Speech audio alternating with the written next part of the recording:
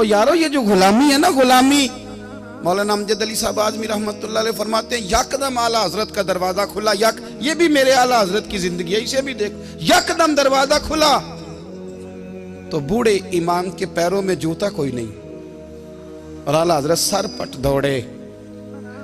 मैं करीब गया, मैंने कहा हुजूर मैं सदके जाऊं, कहाँ जा रहे हो? कहने लगे किसी ने बताया मेरा मुर्शद का बेटा रेलवे स्टेशन से गुजरने वाला है।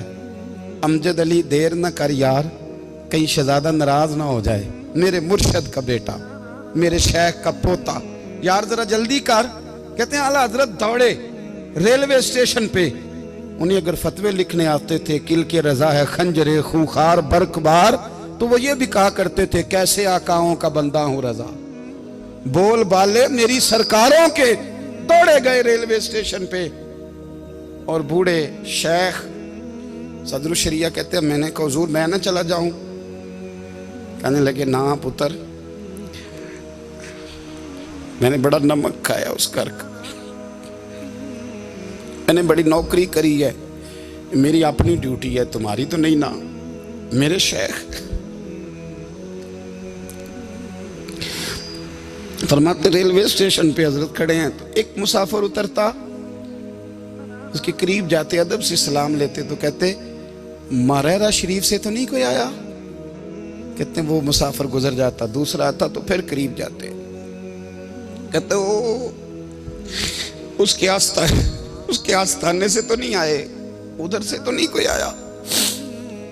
कहते सारे गुजर गए, जिन मुसाफिरों ने उतरना था उतर गए, ट्रेन चल पड़ी। तो मैंने कहा हुजूर किसी ने आपको गलत इत्तला दी थी, शहजादे तो आए नहीं। कहने लगे यार इत्तला गलत थी या ठीक थी, पर यहाँ तक आने का मज़ा बड़ा है। आप समझ सकते हैं, आला हजरत के दो बेटे हैं, हुज्जतुल इस्लाम मौलाना हामिद रजा खान साहब और मुफ्ती आज़म आलम इस्लाम, दोनों शहजादे इतने बड़े शहजादे थे कि दोनों अपने अपने वक्त के सबसे बड़े मुफ्ती हुए।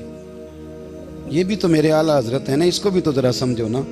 खुशकी और फिर खुशकी और फिर खुशकी।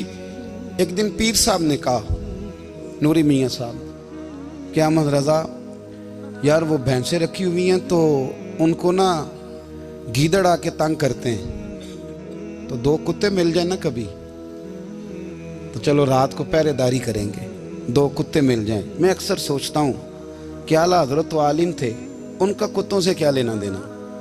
हजरत जी आपने कुत्तों की बात करनी थी तो किसी दुनियादार से करते, दो कुत्ते मिल जाएं तो जरा जानवरों की देखभाल करेंगे। फरमाया हुजूर सवेरे ही आ जाएंगे। भाई आपका तो ये शुगर ही नहीं, तो आप कहाँ से लाएंगे? दिन चढ़ा तो दोनों बेटों के गले में रस्सियां डाली।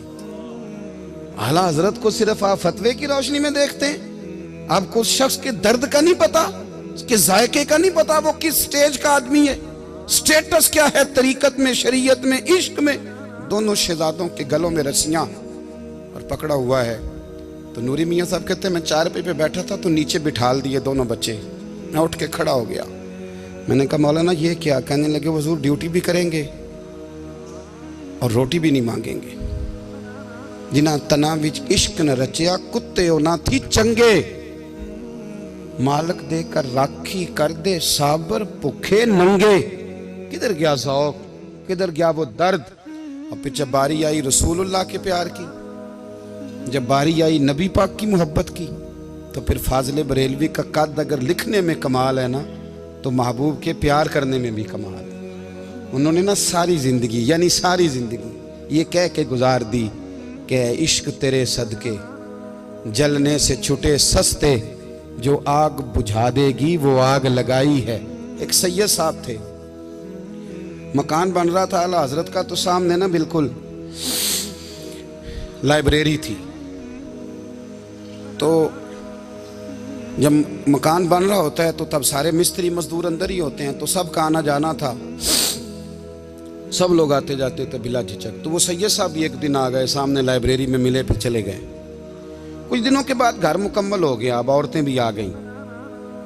तो शाह जी को पता नहीं था, वो पुराना ही माहौल समझ के ना, मौलाना ज़फ़रुद्दीन बिहारी कहते हैं पुराना ही माहौल समझ के तो अंदर आ गए।